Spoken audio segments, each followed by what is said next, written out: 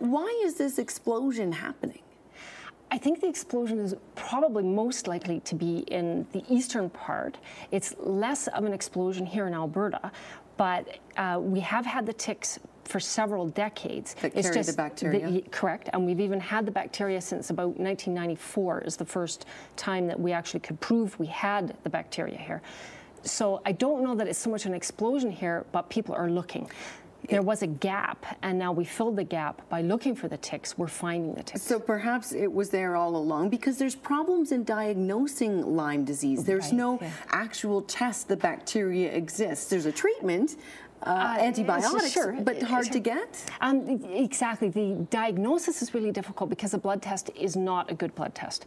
So we're always looking for better ways to test it in the humans. It's more easily tested in the tick, which is one reason why people have been focusing on the tick, because you can take the tick, you can grind it up, and you can find out what bacteria are in the tick. So we've now shown that about 20% of the ticks had Lyme disease. And there has not been a lot of that study of ticks in Alberta. Correct, right. Your oldest son got Lyme disease in 2004. What was that like? It was just a nightmare. He ended up, we thought he had sinusitis. We took him to the doctor. The doctor gave him antibiotics, and he got worse and not better. So things just kept spiraling out of control. We were casting around looking for ideas. You don't know why your child is ill? No, and he'd been an otherwise very healthy boy. But we have a lot of friends in the States, and what they would say is, if nothing else makes sense, you have to start thinking about Lyme disease. It can attack any part of the body as well. Correct, so another thing that makes it difficult to diagnose. Right, so it depends on where it ends up. Would you expect this explosion, as the Public Health Agency of Canada is warning of, to grow in Alberta? Yes, I think there's no question that we know that we have it. We've had low levels, and it's going to get worse as we get warmer. There's no question that our climate is it's not a dry climate that we used to have. So this rain too is helping the ticks. Absolutely, the rain, they like the humidity. So that the population is going to get worse. And so this is a problem. We have to deal with it now. I think it's really important that we recognize we have a problem.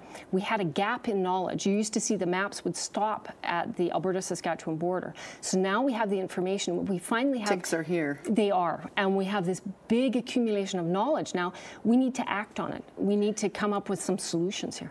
If the tick is carrying Lyme disease, how long before symptoms likely show up?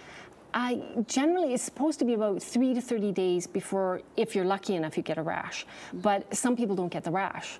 And so they'll get something like the flu. But then they get better, and they're not really thinking about it. So it's hard to say. Sometimes people have gone for 20 years before they got the diagnosis. The typical advice for not being bitten, cover your legs? Right, exactly. Insect repellent work? Yeah, exactly. The DEET would work.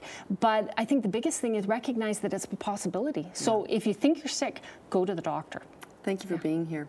Thank you. Janet Sperling is an entomologist and board member for the Canadian Lyme Disease Foundation.